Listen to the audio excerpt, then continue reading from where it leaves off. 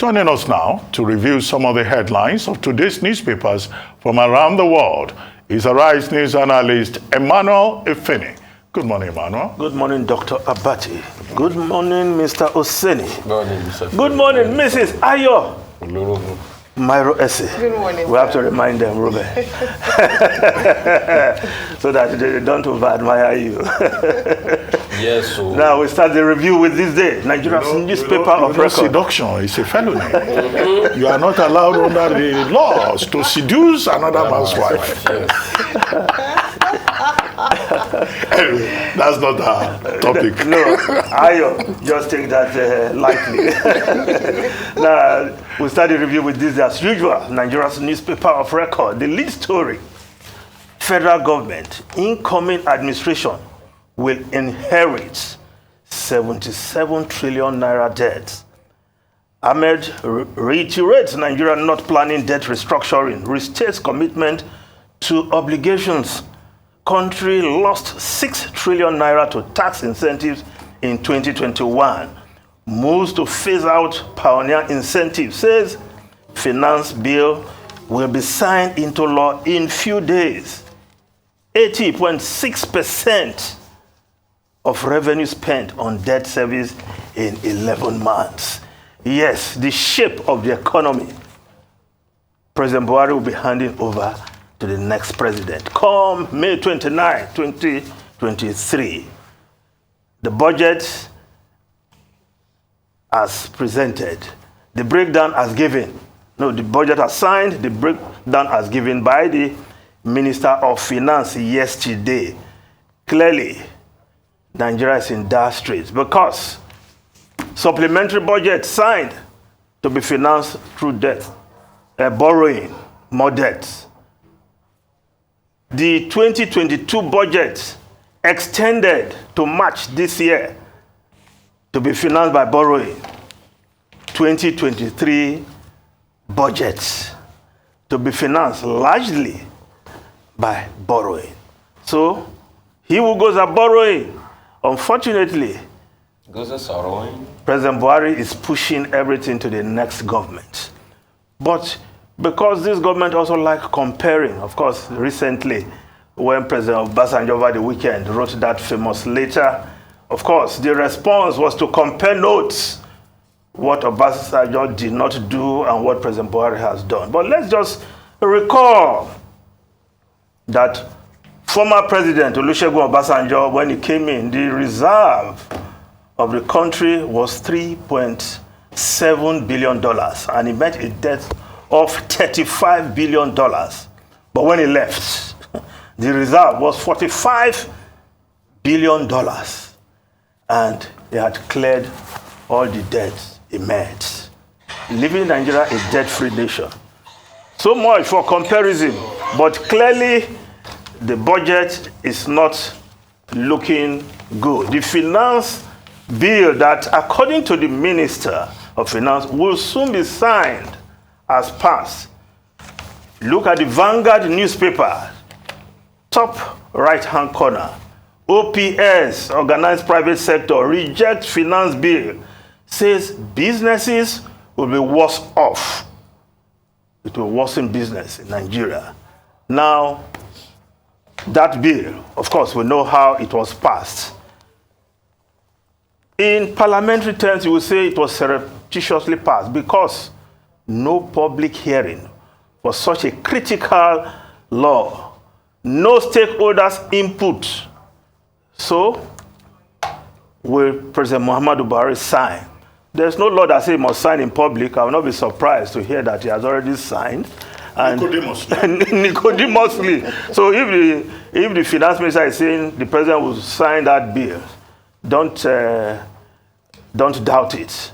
But clearly, it's not looking good for the manufacturing sector that is already facing hard times. And with this finance bill, with a number of taxes here and there, but the government is saying that they must look for money from somewhere, even if much of the money to finance the budget will be coming from borrowing. Of course, the New Telegraph newspaper also reporting that story. DMO, Nigeria's total debt stock to hit 77 trillion by May 2023. Now, below the photograph, 2023 polls, INEC takes delivery of Beaver's last batch. Yes, Beavers, the magic box that will help to deliver free, fair, and transparent election. With all the destruction of INEC facilities, INEC has taken the last batch, and the quantity there includes what they will use in case of emergency. That emergency can be whatever, but clearly we must secure what we have right now. The security agencies guard all INEC facilities so that these rogue elements don't go there to destroy INEC facilities, because they have just taken the last batch. The more you destroy, the more likely it is that we'll have difficulties. But good one for INEC, getting ready to do the job. And February 25, the presidential election, the National Assembly election will take place. Now, Nigerian Tribune newspaper, presidential candidates, local peculiarities to affect G5 governors' choices. Yes, they have hard choices to make, whether to stick with the PDP, where they belong, because they have refused to leave the PDP and work for another candidate, or just stay with the PDP and work for the PDP candidate. But in the days ahead, we'll see how this unfolds. Now, the Guardian newspaper, yes, the lead story, debt service got 80.6% of 2022 revenue. Federal government seeks fresh 8.8 trillion naira loans. Yes, because debt service to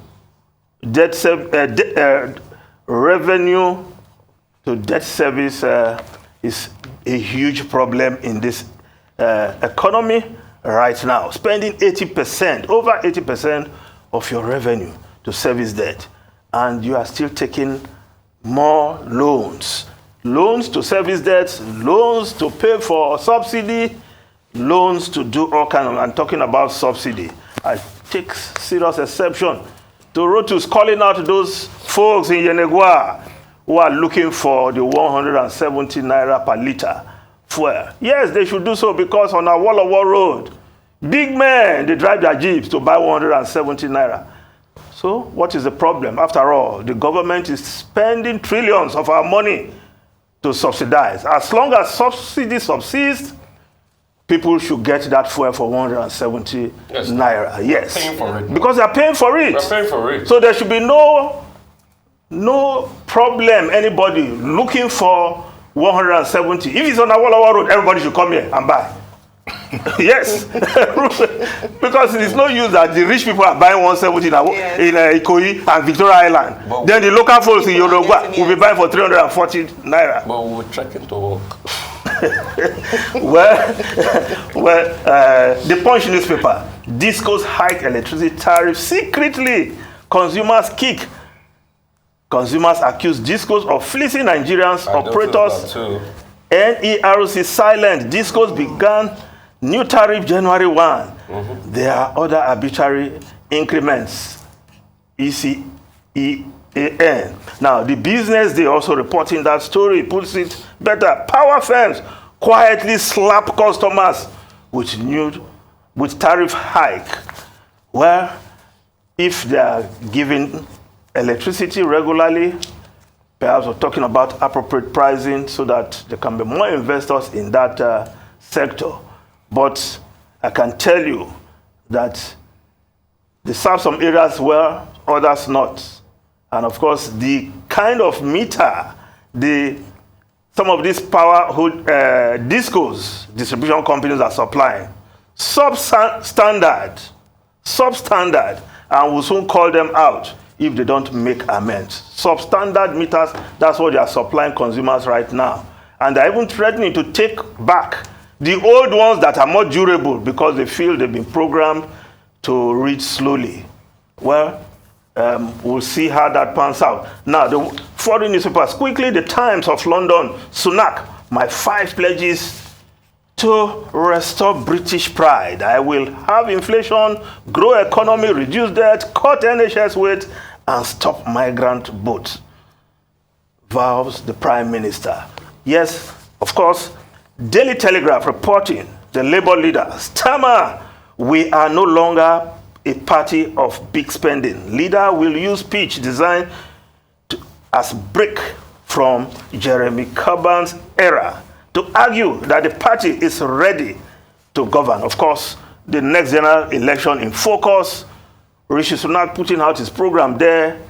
Keir Starmer will put out the Labour program because Labour seem to be leading in the polls. Is Britain ready for Labour? Ruben, Rufai, and Ayo. Well, we seem to have run out of time, but I think one other story will be that the NDDC board has now been inaugurated 3 years after the fact. And Umana, the Minister of Niger Delta, was telling the new board to be careful with the way they award contracts and to be mindful of the Procurement Act, which had been a problem in the past, and that if anybody awards any contracts beyond the threshold, that there will be sanctions. Where is the forensic report? However, he raised that too, that the report of the forensic audit and also of the personnel audit must be one of the first things that the new board should work upon. But again, there are cases in court. They have not released the report. There are cases in court the forensic report by not the released. Shekiri stakeholders, cases in court by the Elage and the Ugbo stakeholders, who in their own regard are saying that they do not want Mr. Charles Ogumola on that board because he's from Owo and not from Ilage, which is the oil-producing area of Ondo State. That's also the argument of the Shekiri. So there will still be controversies around this new board. But in the meantime, Loretta Onochie is asking for support and saying that they will change the narrative of the NDDC. That remains to be seen, to move the NDDC from politics to the main objectives for which it was established. Thank you very much, Emmanuel Evene.